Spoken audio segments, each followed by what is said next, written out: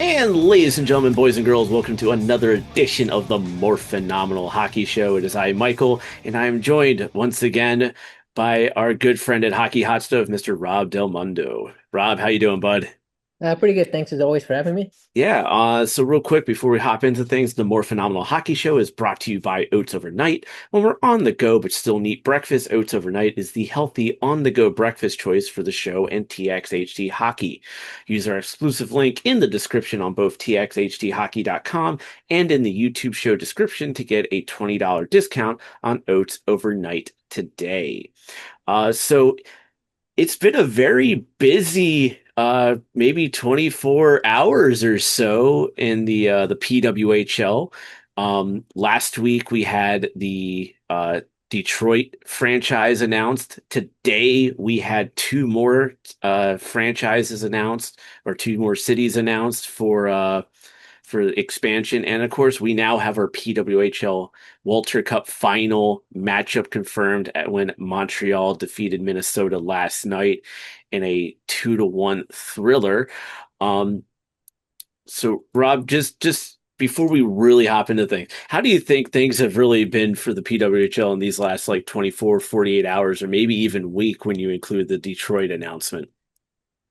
Well, it's good to be busy, but it's great that we're talking about it. I mean, it's I mean, especially for like, I mean, it's like night and day when you're coming from, you know, when I was first covering women's hockey back after the uh Salt Lake Olympics, and it's like, you'd have the old Beatrice arrows at York University crowds. Like, I mean, the crowds were so sparse, we'd be like up against the glass alongside the rink, and it's like, that's before like the old NWHL and CWHL, where yeah, like I mean, historically, it's been a women's hockey's been a quadrennial sport where people pay attention only once every 4 years. But thanks to the advent of the PWHL, now it's like you've got takeover tours, and you've got like I mean sellout crowds, and for good or for bad, I mean the decisions that the league makes, I mean, stirs up a bit of controversy, which I guess we'll get to in a second. But to sum up the answer to your question, I mean, it's great that people are talking about it. It's great that,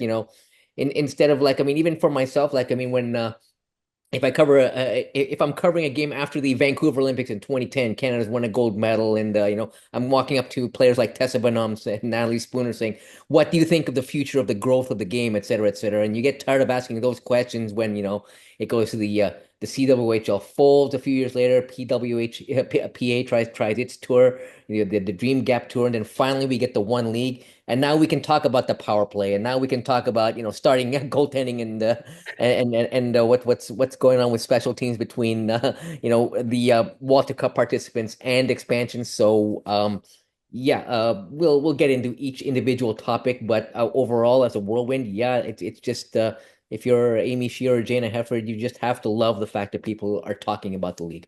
Yeah, and obviously last week I touched base on expansion when I had Bill Meltzer on to talk about the Flyers Carolina series and about the Stanley Cup playoffs in general. Obviously, the announcement of Detroit was made. Um, it sounds like they could possibly buck the trend of having just Detroit on the jerseys. It sounds like when the uniforms are announced, the name and the logo could be um, introduced at the same time on the jerseys because per reports, this has been something that's been in the works for over a year with Detroit. What are your thoughts on Detroit being the first team to be announced and some of the things that you may have been hearing on your end in regards to the Detroit franchise? Well, I mean, it was one of the four cities that I correctly predicted back in October. The flip side to that is It turns out it might be the only city that I have correct, but we'll get into my prognostication skills at a different date.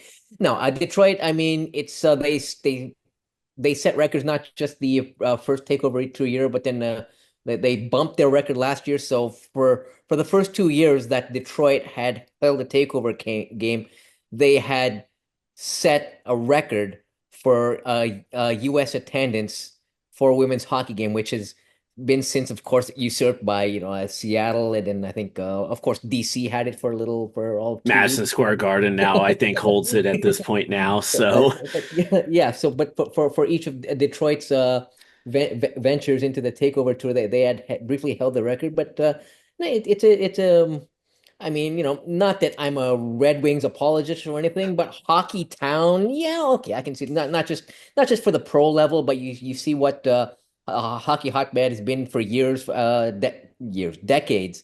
At the collegiate level, Red Berenson and the University of Michigan and everything. History wise, it's just all those players from Michigan on the 1980 Miracle on Ice team, which clashed with the Minnesota and the Massachusetts players. But yeah, Michigan hockey hotbed. I have no qualms with the actual market itself. It's a great good step. yeah, and it's one I probably didn't predict that they would be one of them, but I did have an inkling that they would have been one because they did the PWHL Takeover Tour 2 years in a row. They had really great success, um, which then leads me into the next part of before we get to the next two who were announced at the time of recording today. Obviously, everyone will be watching or hearing this uh, on Friday before the game one of the PWHL Walter Cup Final. Um, we learned as the rumors were coming out, which I addressed on last week's episode of Las Vegas, Hamilton, and San Jose, that Washington, D.C. is not going to happen because of how the ownership structure is done with the PWHL, which is a move that I actually agree with the PWHL on. I think that the PWHL having everything in house right now is the smarter move because we kind of saw what happened to the PHF once teams started being sold to owners, especially when you had like one ownership group owning three teams. It kind of became a mess a little bit with the PHF. So I think it's smarter to kind of keep it in house for now before truly trying to get individual owners in each city to make sure that when you do try to do it, you make it more viable for owners to want to invest in the league that way. That's just how I view it. I have other takes as well from a press perspective that I'm not going to talk about on the show, but you know about it because we've talked about it a little bit. Um, Looking at you, take over DC. Um, but um, but then we also learned that Edmonton and Calgary were not going to be part of it. I think it's because Calgary and Edmonton have to be a joint thing for travel purposes. And with Calgary getting the new arena built up soon, Calgary just isn't a viable option at this time because of that fact. So I could see Edmonton, Calgary down the road. And from a couple of things that I've read, it sounds like Edmonton's kind of in the same boat as DC in regards to the ownership side of things as well. So what do you think about and then obviously with the rumor of San Jose being one of the four, that rules out Denver, which is the one that surprised me the most. What are your thoughts on some of these cities that we kind of thought could have been shoo-ins that ended up not becoming a thing? Well, yeah, I mean, so to go back to the article, which is probably at the bottom of a bird cage by now, or that I wrote in October. I had Detroit, I had Quebec City, I had uh, Calgary, and Denver. So yeah, so to bring it back to Denver, yeah, that one, yeah, because the takeover went so well, because it was I guess a part of it was also I was going to to allude to the international. I thought they'd be going two Canadian and two U.S. teams as part of a four-wave expansion, but it looks like they want to focus on the United States primarily to get to get some kind of national TV contract, which I guess I can understand um if the financially is more viable south of the border, to the disappointment of Canadian fans and the Canadian dollar, but. No, De Denver especially, and it's what some of the interesting comments I'm reading on social media. It's kind of like you take if you're not going if you're going to host a takeover tour, but not have it in as many cities that hosted the tour. Like, I mean, is it really just a bait and switch type of thing, right? It's like, and we're not talking about like, I mean, there's testing the waters for like cities like Buffalo and Pittsburgh, crowds of fewer than 10,000. Yeah, okay, you guys obviously don't want a team. But then on the flip side, where it's been successful, it is like places like Denver, like Chicago. For when I wrote that article, Denver made sense to me because it was a balance. It was like, I mean, I was going for the perspective of two Canadian, two US, and then geographic proximity and rivalries such that when I had Denver plus an Alberta team, and then if you move eastbound, and you would have the Quebec City, Detroit type of thing. So you'd have two Canadian, two West, two American, plus two Western and two Eastern, and that's where I sort of envisioned it. But as we've seen, it's just yeah. One comment I read from Denver, like I mean, biased because I'm a Broncos fan, but some of the Denver people were saying I drove down like to support that game, which was in the middle of that snowstorm where the Broncos ended up losing to New England. But we won't talk about that. But I remember 'cause it was such a snowy game, and there was and the fans in Colorado who are driving to I guess it's called Ball Arena now. I almost called it Pepsi Center. Well, it was Pepsi Center, but it is Yes. Ball Arena now. Ball Arena and yeah, who owns it this week?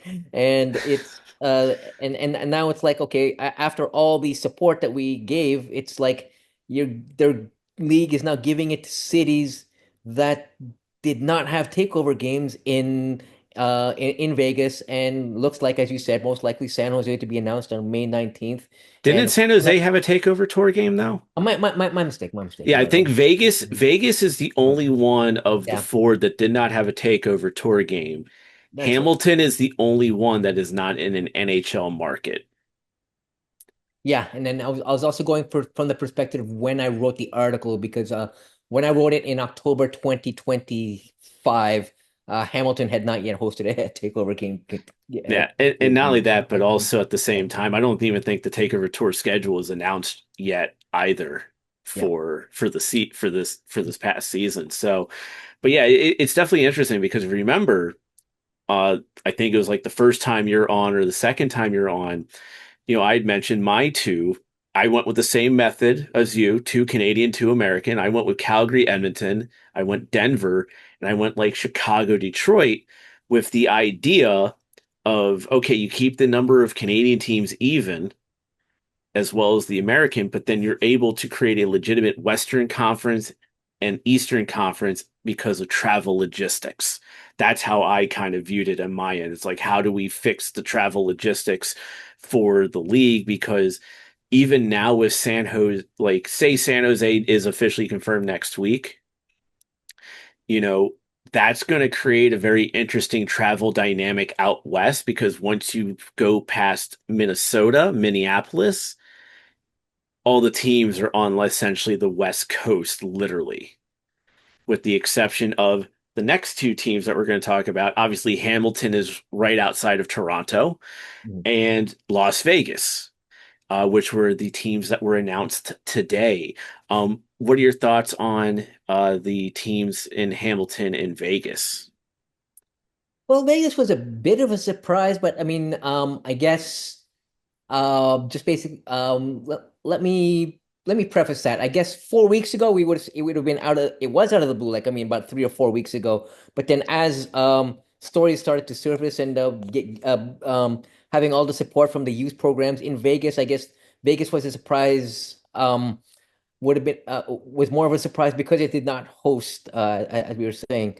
a takeover. It just seemed to be out of the blue. But I mean, if you look at the Vegas market, like sports wise, I mean, like with the Golden Knights success, and then of course it's always been big in terms of collegiate, like the NCAA. Well, then as long as UNLV isn't having any gambling scandals or anything, but then even the WNBA, Vegas has always been a hot spot. So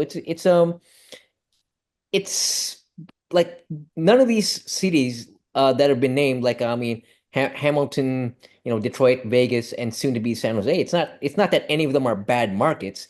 And it's like, and I'll touch on Hamilton, of course. I mean, well, yeah, Hamilton's a great hockey town too. It's like, I mean, they're also getting the AHL team, the Bridgeport team, moving from Long Island to Hamilton. So I mean, it's always been a great hockey town. Whether or not it's been NHL ready, well, I mean, we'll talk to Mr. Jim Basili about that. But all things being equal, Hamilton, I like the stat that popped up in the media releases that 70% of the fans that had attended the past takeover tour game in December were seeing a PWHL game for the first time, which that stat in and of itself is a strong indication, at least off the surface, that it's not going to necessarily poach fans for the Scepters. The teams can coexist. So, I mean, I think Hamilton's a great Which is market. one of the funniest arguments when it comes to the NHL with the Maple Leafs. Yeah, Because obviously we know that they've never been happy about Buffalo being there. And there had been, like, as you mentioned, Jim Basile, he had tried yeah, unsuccessfully, I think, what, two or three times to to buy and relocate a team to Hamilton or yeah. even Markham, to which we know that the Maple Leafs ownership was not too very fond of, as well. But yeah, like that stat of 70, what was it, 77%? I think it was 7-0, 70%. I I know think, it was like in the 70s, but yeah, like the fact that it's in the 70 yeah. percentile of people seeing their first ever PWHL game, it proves that point of what you just said, that they're not going to steal from the Scepters market. And if anything, it's going to strengthen that area too. And you had mentioned Buffalo. I know this from covering the NWHL PHF. The Buffalo Buttes did very well with their attendance. Like they had a very strong fan base, some of which still follow TXHT to this day and interact with TXHT to this day, which thank you for you guys for your support.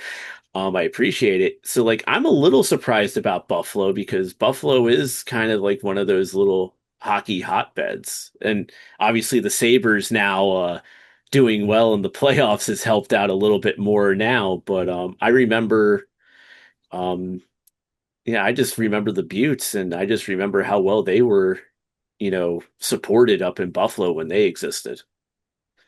Yeah, well, of course, I didn't follow PHF as closely as I did the other leagues. I mean, I'm aware of the Butte's existence, but it's Google says that 8,512 fans attended the Takeover Tour game that was hosted in Buffalo. So, I mean, if Buffalo wanted a team, sometimes, I don't know Yeah. what else was going on in the city of Buffalo that day, but if you want, I can say this right now, um, and I know this because I ended up losing a women's hockey writer from my site.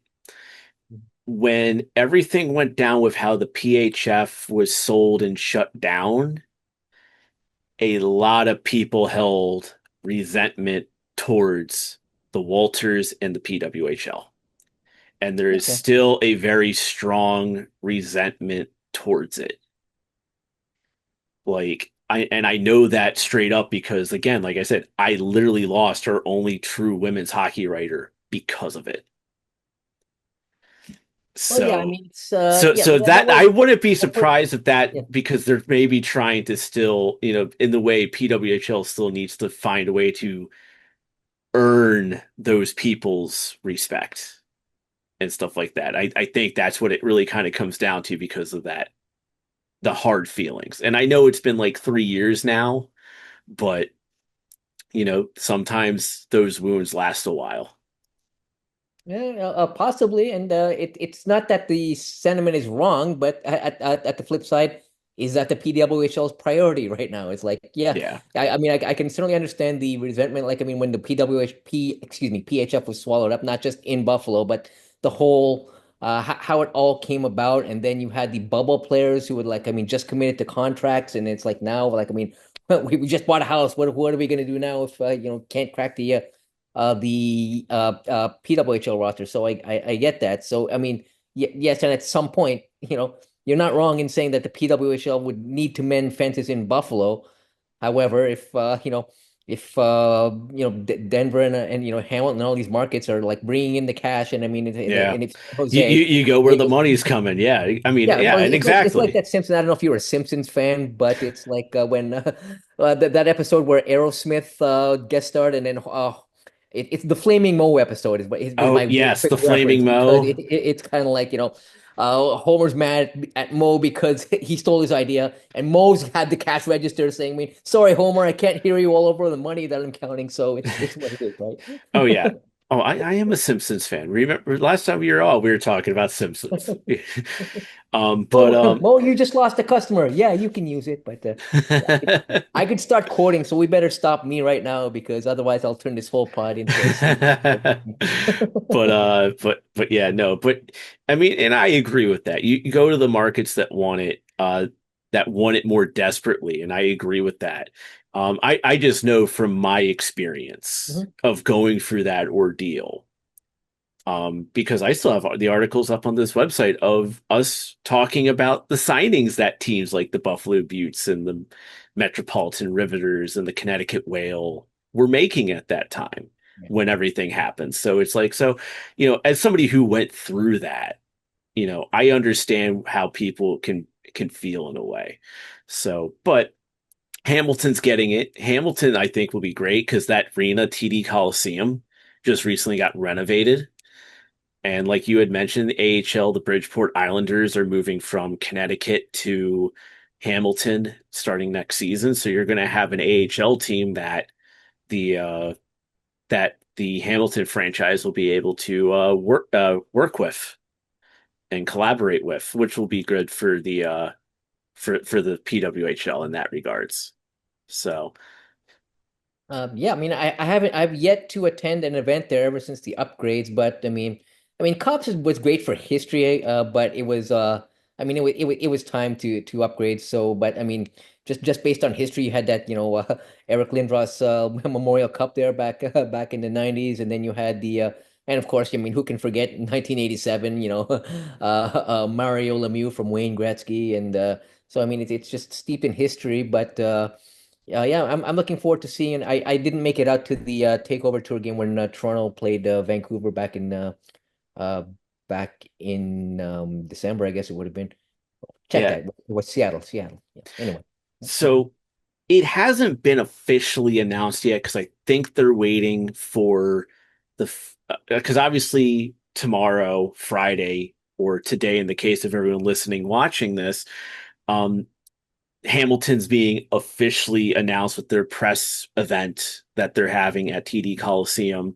By the time you're listening to this, it will already have happened, which leaves the fourth team of San Jose, if it becomes official, being announced on May 19th.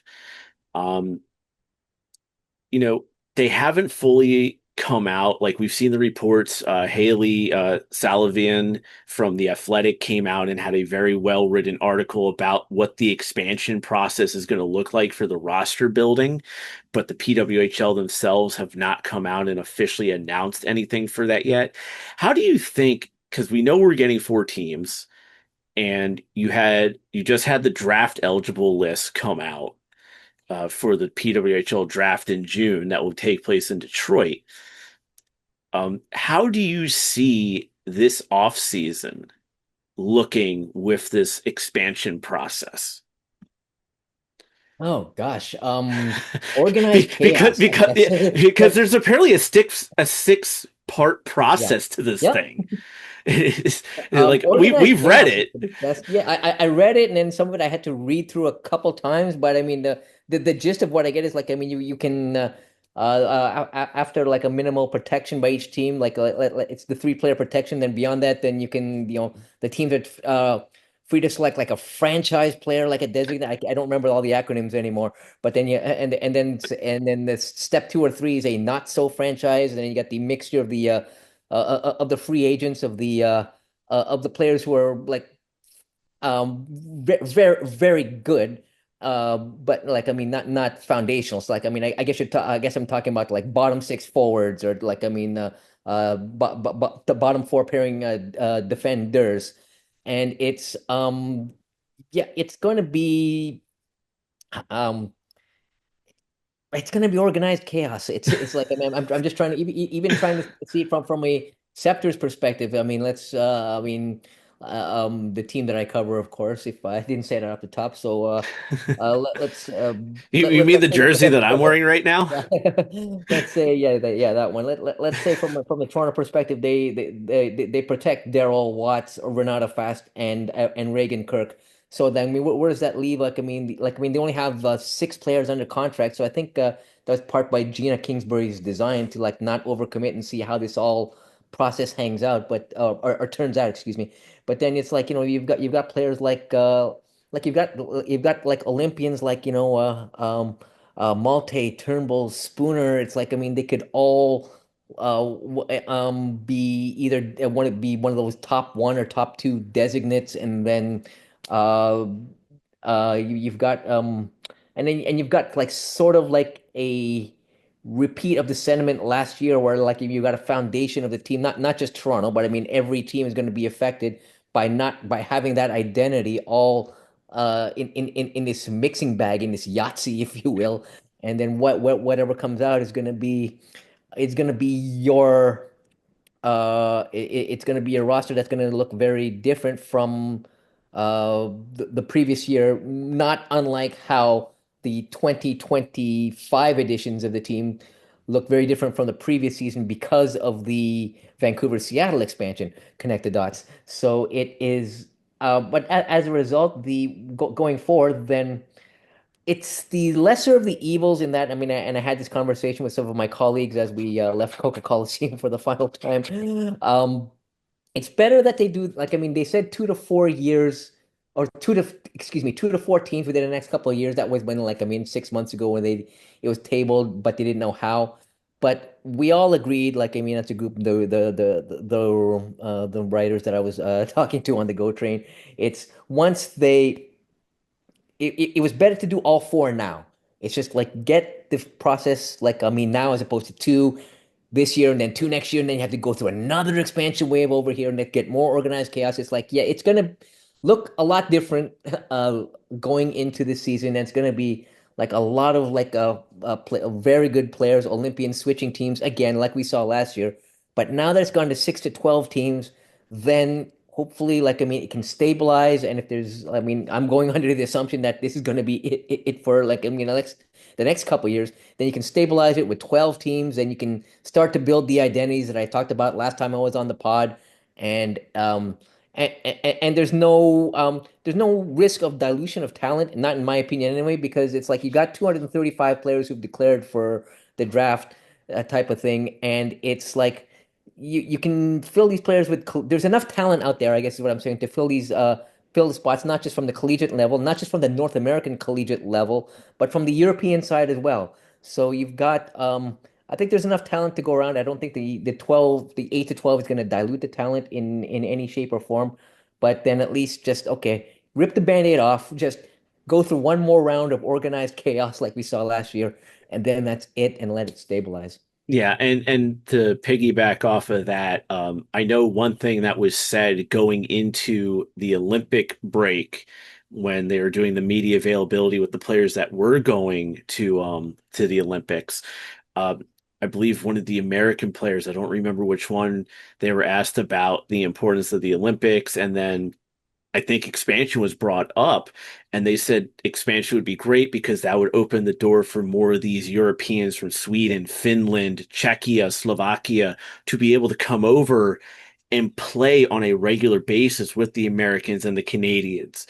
So that way, by the time you get to the next Olympics in 2030, those programs in Sweden, Finland, Switzerland, Slovakia will get even stronger because they'll have been because those elite players from those countries will have been able to play and train with the Americans and Canadians, and we've seen how those obviously the Canadians and the Americans have been so dominant in the Olympics in women's hockey. So there's a great benefit that would come out of this, and like you said, just rip the band-aid off, just do all four teams at once, because we also know there will not be expansion again for a while, because they made it known that 12 teams is the max they want to be at for a while. So, and that's a key note right there. And also, I need to do a correction. Yep. I've been saying today is Thursday, thinking tomorrow's Friday. It is actually Wednesday and tomorrow's Thursday. So I am apologizing for anyone who's been confused by what the heck I've been talking about by Yeah. saying that tomorrow's Friday.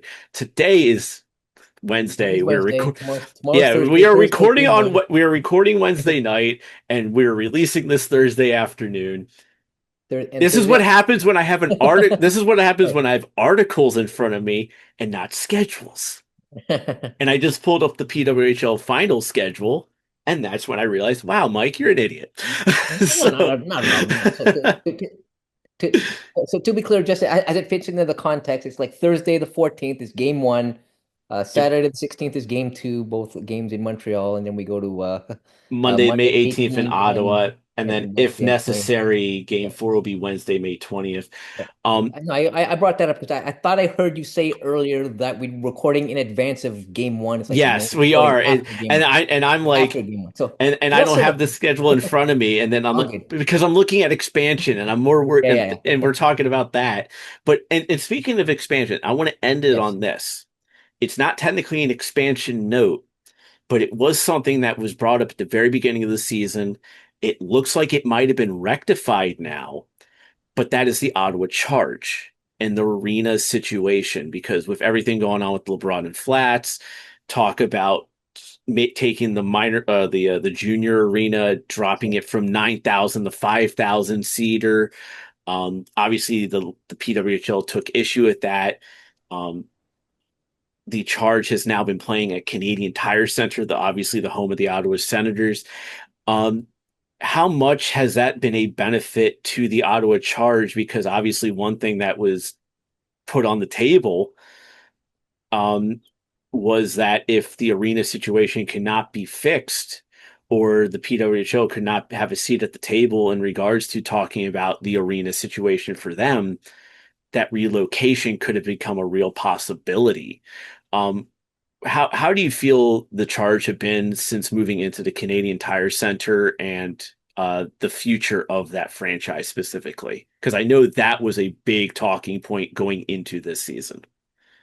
I mean, I think it's great. I think it's great for the franchise. I mean, when the OSEG scenario, the one that you just described, was coming out, I'll never forget it because that was in mid-November, which coincided with the Hockey Hall of Fame induction. So I got to as the media was set up on the red carpet, Jana Hefford comes out, and then I just asked her a couple Q&As on Jennifer Botterill and Daniel Sauvageau, two of the inductees, and the last question I posed to Jana is like, how do you feel about Ottawa? What are the next steps? And then she just gave me a quick response saying we hope to have some type of resolution because we at the time her quote to me was, "We don't want to leave Ottawa, but we have to do what's best for the league." And then as I'm thinking about this in my head, it's kind of like, what could possibly be like, the best, like, I mean, I don't want to say bad news bears, but I mean feel good movie type of thing, right? And that's Ottawa. I mean, just going on a run and possibly, like, I mean,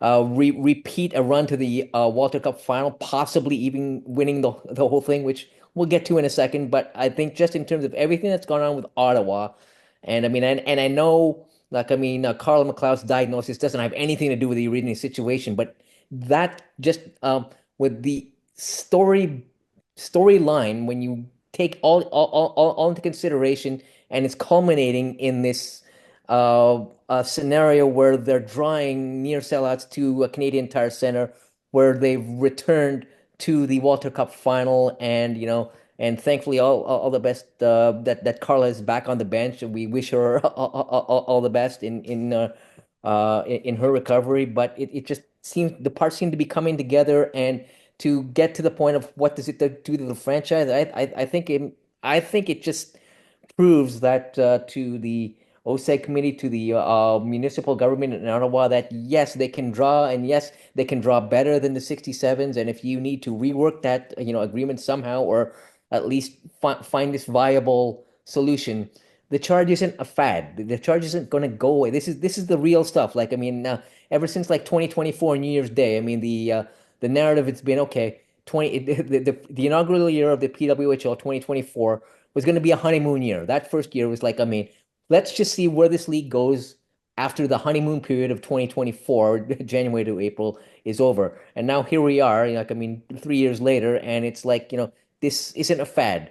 People are watching women's sports. So, I And just love attendance how keeps going up.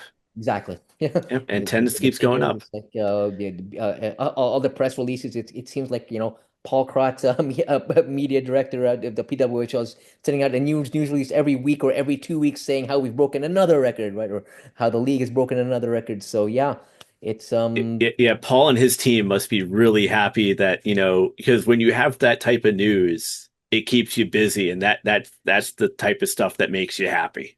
absolutely To have that type of stuff. So with that, we're gonna now hop into. We've been talking about the Charge. They are in the PWHL Walter Cup Final for the second consecutive year, and they're taking on the Montreal Victoire, who are making their first ever appearance in the final after defeating the Minnesota Frost in Game Five. Although Game Five was delayed by a day, because some of the Montreal players had an illness, and that resulted in the game being postponed a day. I know some people were blaming the fact that they had to play them in Minnesota had to play back to back. I don't buy that. I'm sorry. We've seen in the NHL, I think this season alone, because of the Olympic break, the NHL teams, I think, had between 7 to 10, maybe even 11 back to back games throughout the season in a very condensed schedule. It comes with the business of being a professional athlete.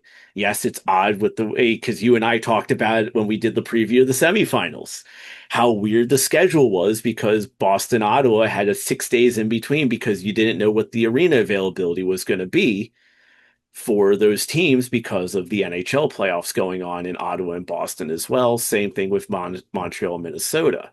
So it's like you had all these weird X factors in play that the PWHL just couldn't control.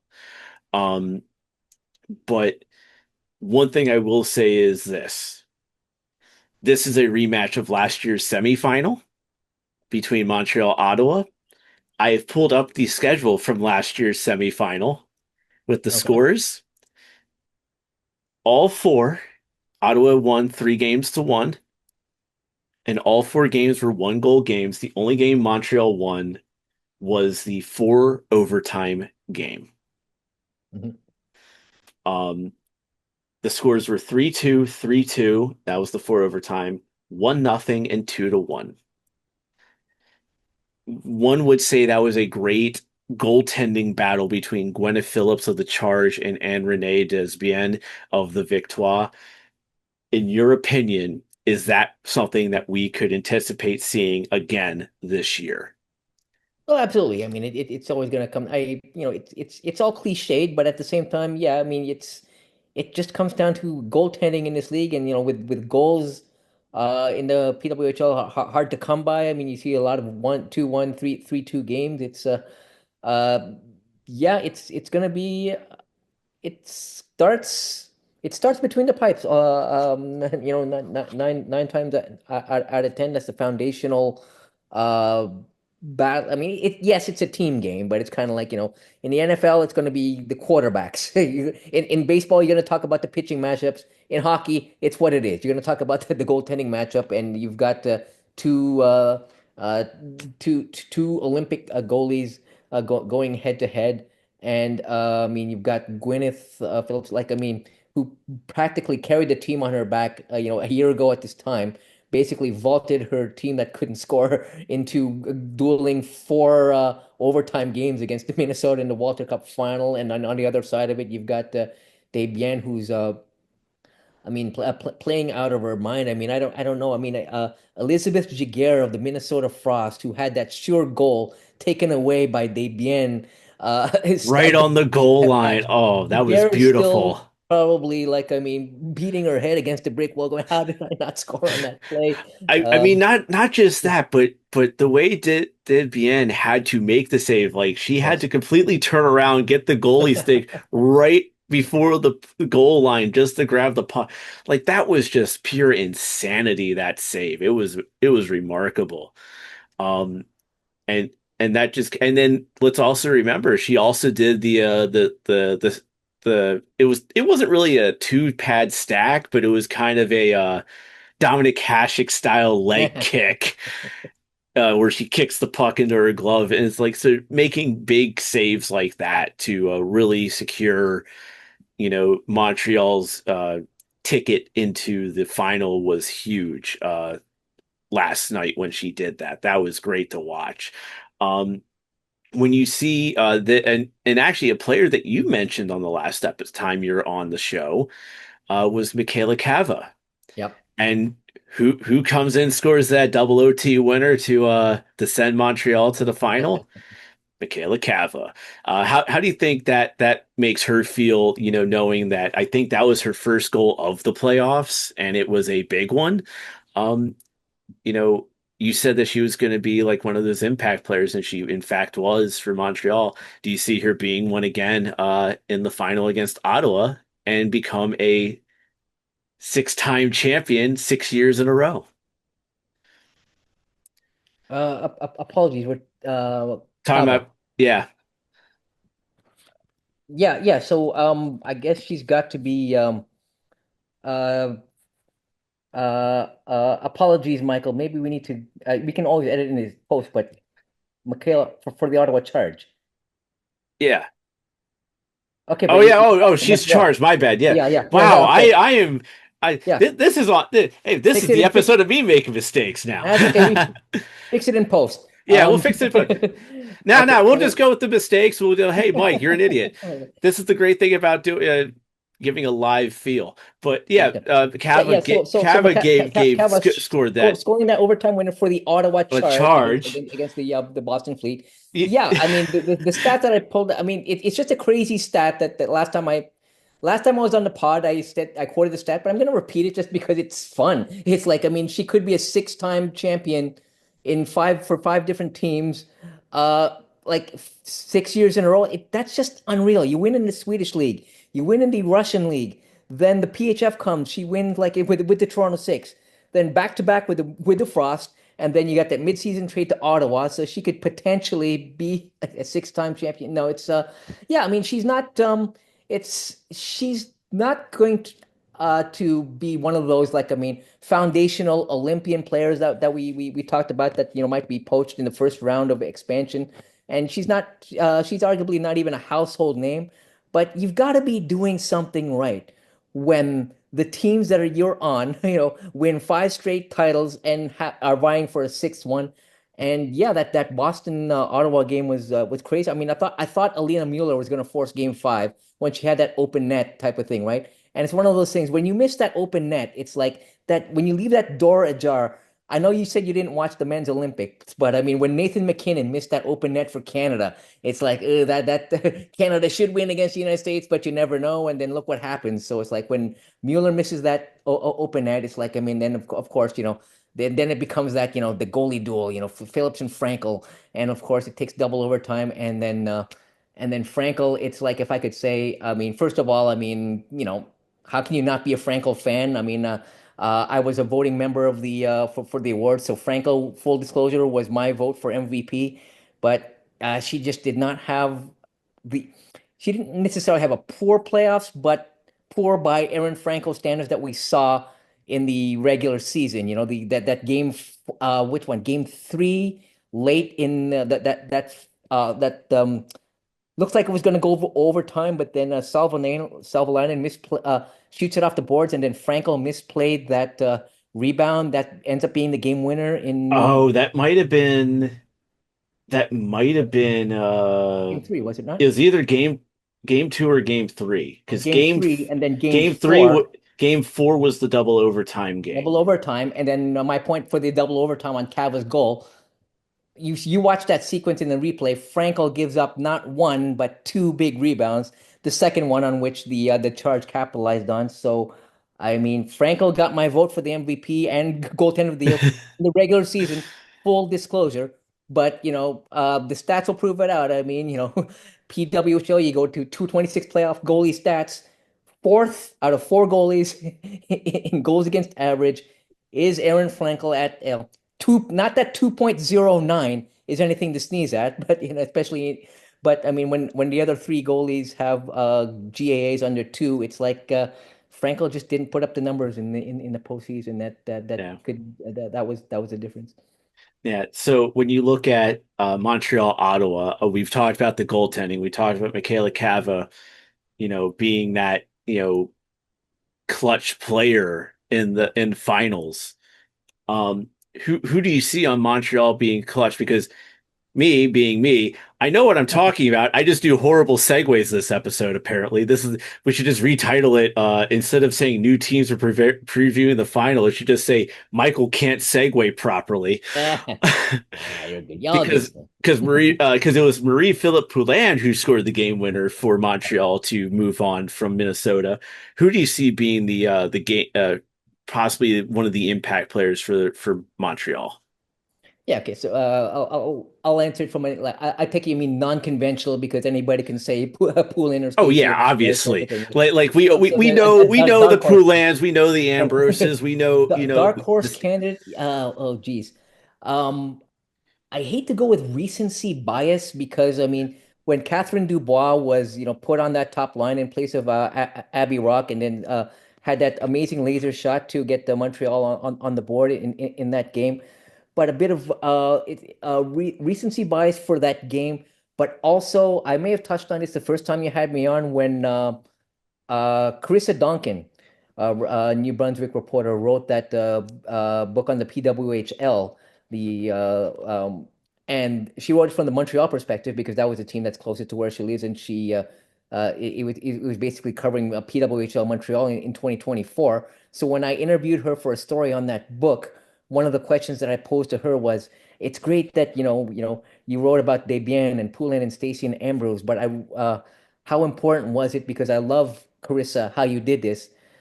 How important was it to tell the stories of the maybe not household names, but a player like Catherine Dubois, who she talks about, like, I mean, I don't want to say extensively in the book, but often enough such that by the time you read the chapter, you know what Catherine Dubois has gone through, like in terms of finding an apartment. It's like, she's not an Olympian, but I mean, she's a reserve player. So is she on the list? Is she not on the list? Is she like a bubble player essentially? So fast forward to game five of what we saw last night. And I mean, she's now Catherine Dubois is on a top line with Laura Stacey and Marie-Philip Poulin, and finds the net and gets her team on the board. So I'll put Dubois as my dark horse candidate. All right. And then can't use Cava for Ottawa, but who could you see a dark horse for them? Oh, well, let's see. I'm also trying to not repeat what I said because I mean I think last time I did say Fanuza Katarova Yep. with the Yep, curls. yep, yep. I You think mentioned I her said last locks time. last time. I should have said curls because it's all about the curls. So wow, it's well Ottawa is they just they're just a team that just doesn't go away. It's like such it you get all of a sudden a dark horse will come in like I said Katarova Cava Leslie was surprisingly quiet. She I mean one goal two assists I guess it's not nothing to sneeze at, but it's she wasn't quite as dominant much like what Eldridge on the Boston side where they had such strong finishes and they were okay in the playoffs, but I think when I go up and down this Ottawa roster, you look at names like Brooke Hobson had a big goal in that game against Boston. I can't remember if it was game four or game five. Just maybe not again not someone that leaps off the page, but game like it was game four. That's right. I think it was What the one person I could see possibly being a dark horse, because I usually ask you who you think they are, and I usually just keep my mouth shut. yeah. Um, Katerina Morozov. Yeah, Morozova. Krasova. Yep. Yeah, I could see her, being a dark horse. I've been watching her since the NWHL PHF days, and she's a very talented player, and I think she could, be a player that could be a dark horse for the charge. So, Yeah, I mean, did she represent the Czech Republic? yes, she did. Yeah, yeah, She that's right. was she was part of the Czech team Czechia for the Yeah, Olympics, and she that's right. tends to play in the World Championships for them as well too. That's right. Yeah, I covered. I think I covered. That's right. Well, when did well they won bronze in 2023 in Brampton. So I mean, at the time because I was more focused on the Toronto Six players at the time. It was Teresa Vanezova and Daniela, the other one. Uh, but yeah, but I wasn't as focused on Morozova. But it was Yeah, Murzova it was a played stacked for roster the coached by Carla McLeod. I mean, we of course know that Carla, is familiar with the Czech players. So yeah, it's an Yeah, interesting dynamic. she played for Czechia at the 2022 and 2026 Yeah. Olympics. She was a top three player for Czech at the 2025 Worlds. She let's see here, she was with the Connecticut Whale from the 2018-19 season all the way through, and then she returned the 2022-23 because she did some. She also played for the Boston Blades in the CWHL, and she was actually a champion on that part of that championship team in the 2012-13 season. Okay. And then that was prior to joining the University of Minnesota Duluth. Yeah, no, she's a very So very so well she has a well very talented player. she has a very solid career that she's had. So Yeah, yeah, that tournament in Brampton, it was when it was the other name I was thinking about it, I said Danielle. They had a Danielle Peshova, but I was focused on Leskova as well. I think because like I mean me being Toronto centric and everything, but it was Benisheva, Leskova, and as you said, Mrazova and a lot of players. Oh, I forgot that Christina Kaltenkova was also on that team. You may have heard of her, but yeah, it's like and of course, like I mean, the relationship that Carla has with all the Czech players, it just it just makes for some great storylines. so let's talk predictions for this series. Mhm. Um, who do you see lifting the Walter Cup for the first time ever? Because we are guaranteed a new champion for the first time in the league history since Minnesota won year one.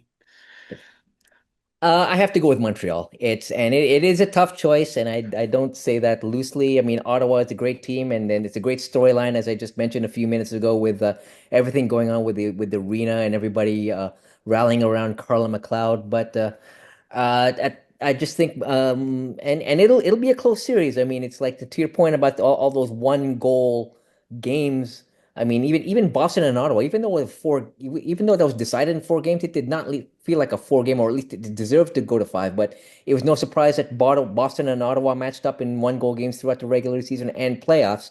So if you fast forward to Montreal Ottawa rivalry, I think it's going to be close. It really tight, but I just think the way that Montreal, and I'll allude to it again, that the way they built that team around their physicality, players like Maggie Flaherty getting in your face and everything else like that, and that series that series against Minnesota, I mean, it was vicious. You got, Britta Curl getting suspended, and I mean, it's like all these cross checks going back and forth, and it's Man, we can have a whole episode on Britta Curl. We like when do they finally just give her a lengthy suspension for some of the things that she's done? yeah. Like we can do a full episode on that. Like that's a little ridiculous. Well, yeah, it's one of the. I mean, you don't want to wait for like I mean, a Marty McSorley, Donald Brashear type of type of thing, or Todd Bertuzzi, Steve Moran. We can get into those analogies, but Montreal's physical play, I think, and that's not to say that Ottawa isn't physical. I mean, they can get in your face as well, but I mean, maybe I don't know that Ottawa's physical prowess was tested as much against Boston. It was a different type of series. But again, it's not. I'm not saying these women don't play hard. They do. And let's be clear, any single one of them can kick my ass. So let's just get that out of the way first of all. But I think it's going to be very close. But I just think and when you got Debian playing the way that she's playing, and when you've got Marie-Philippe Poulin, who has won everything in hockey except except the Walter Cup, even though she's not at 100% and everybody knows that. Oh, big deal. I'm just going to score a series game-winning goal in game five. No big deal. I'm just because I'm Marie-Philippe Poulin. And same with, and all managed by at the top, Danielle Sauvageau, who has, won everything that there is to win in hockey, except that Walter Cup. I just think Montreal's been on a mission from day one. And it's like it is a really tough choice to to pick them over Ottawa. If I am wrong and if Ottawa wins, I'm not going to be surprised, but it's not going to be a huge colossal upset, I guess is the way that I would phrase it. But I'll say Montreal in five. All right. With that, I am going to go with Ottawa in four. Oh, I all right. know it's a little gutsy on that one. I Okay. just think, you know, I think Ottawa is just riding a high right now. It's their second time in the final. They have that experience of being in the Walter Cup final that Montreal doesn't have. So, and they know that, they know where they fell short last year against Minnesota. And I think that's going to be a motivating factor for them. And here's the thing. I could also be wrong and it'd be Montreal, and I'd still be happy, just like in the case of you two in this, because, both of these teams are very deserving. Because I could also see Anne Renee Desvienne just steal the series too, but at the same time, we can see Gwyneth Phillips steal the series as well. So, I think it's going to be Ottawa. I think them moving into the Canadian Tire Center at the time that they did has also given them such a big morale booster as well. Because now instead of playing in front of like 8 to 9,000 fans, they're playing in front of like 16 to 17,000 fans. And that number just keeps growing every game that they play there. And I think that's just a big morale booster for the team that could really ultimately push them into uh, defeating the Victoire and become the Walter Cup champions. Yeah, I mean it's like like we said, like we've been talking about. Like, there are a lot of great storylines. I mean, if I'll be so happy. I mean, if Ottawa were to win, it was like I mean, and especially like I mean, it's in this business, you have to be impartial but at the same time, when I go to interview players, when I go to interview coaches, I mean, obviously we're all human. We have our we all have our favorites, and vice versa. The coaches have favorite media members that they don't want to talk to or don't want to talk to, type of thing. But for me, speaking only for myself, it's like whenever I put a recorder in front of Carla McLeod, either at the podium covering a game or whether I was at the Brampton Canadian CAA Center covering the Czech team, or in Utica, New York, the following year covering the Czech team internationally. I always know Carla's gonna give me a great quote. Carla's gonna give me a deprecating quip about herself, type of things like, "Oh, I think the coach sucks," type of thing, right? I mean, it's that's just Carla. That's just her style, and it is just very endearing to the media. She's just so personable, so congenial, type of thing, right? I mean, it's like if it so that's where I separate, from my brain. If like I mean if I'm just going what's happening on the ice, technical analysis, this matchup versus this matchup, whatever, I'm seeing Montreal, but from the human element side of it, how can you be rooting against Carla McLeod? It's like Yeah.